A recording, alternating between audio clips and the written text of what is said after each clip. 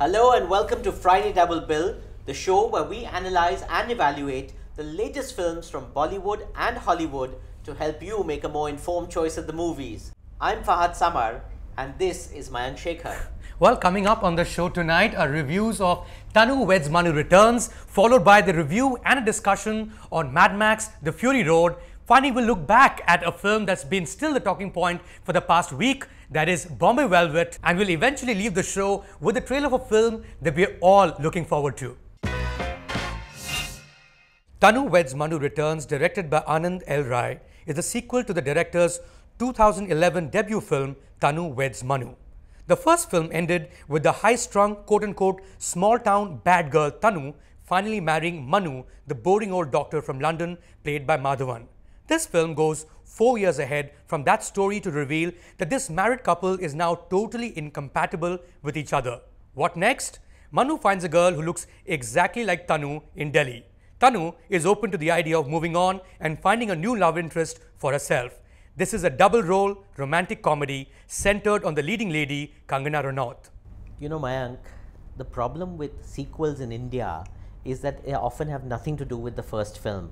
It's just in cashing on the box office success, or there are other, demons at play which have absolutely no motivation other than lucre. It is so refreshing, therefore, to see a film that is actually warrants a sequel, and it is done so beautifully.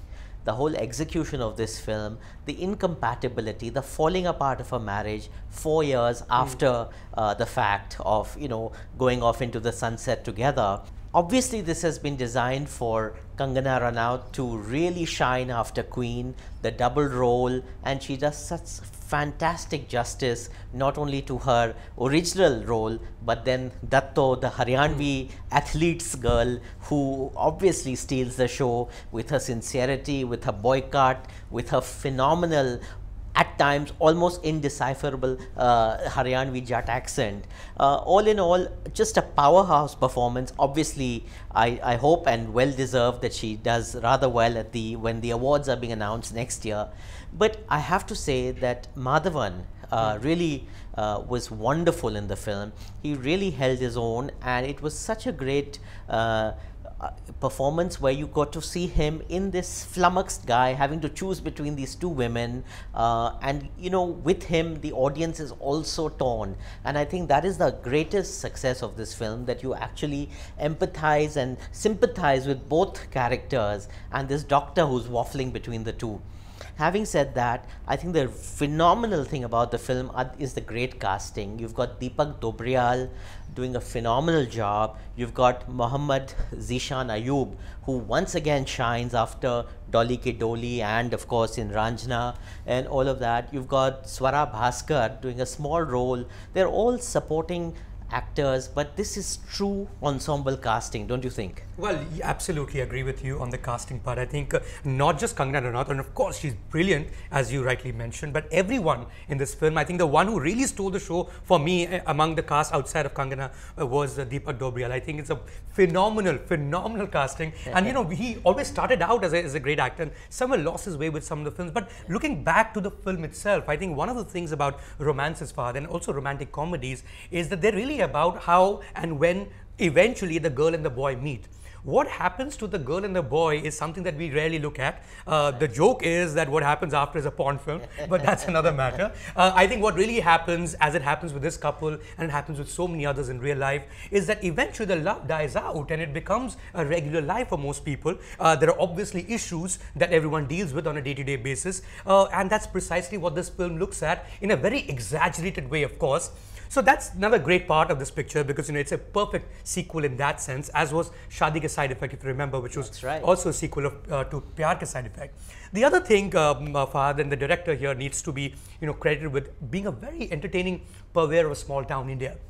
He did that with Tanu Weds Manu, the first part. We know we went through various different parts of small town India, middle India as a lot of us call it. Here also, he looks at Ramjas College, which is the middle rung college in Delhi University. He goes to a campus. We go to Chamanganj in Kanpur.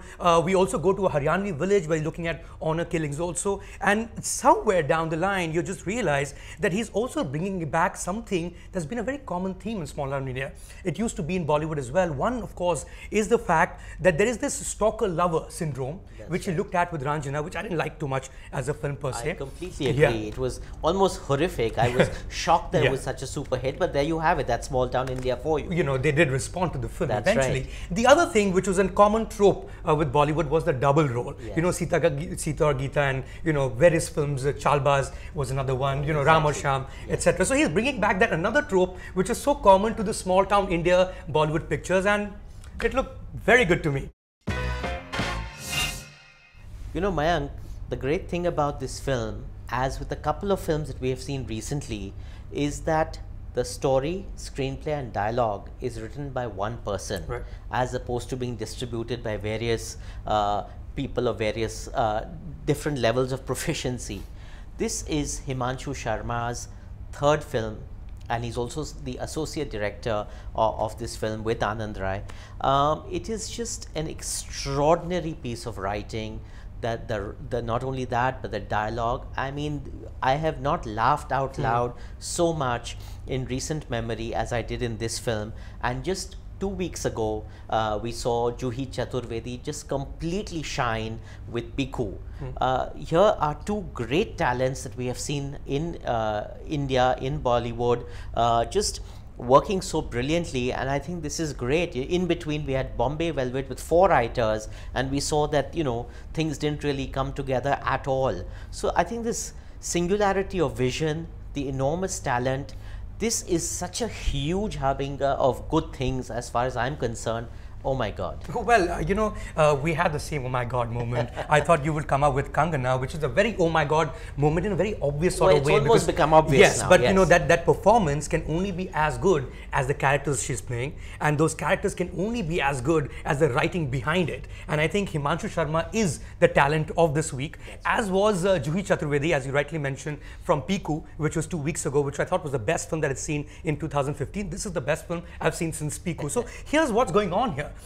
In Bollywood, at least, if we were to make a quick analysis from our oh my God moment, we have leading ladies who are taking up very, very challenging roles. Right. We have writers who are writing very good parts for the leading ladies because they're open to challenging roles to begin with. I think the superstars of India need to take notice, because the competition is not just coming from superheroes from Hollywood, as it were, it's also coming from the top leading actresses.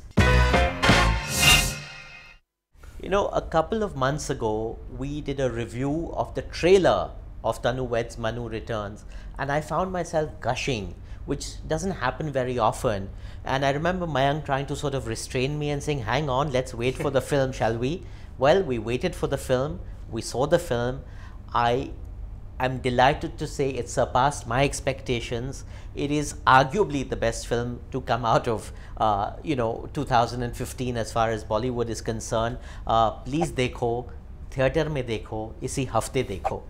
Well, I think the film of 2014, Fahad, was Queen purely because it touched that raw nerve that most people, even I suppose the filmmakers, hadn't imagined. Of course, it was a Kangana Ranaut film, and she swept all the proper awards that were held in 2015.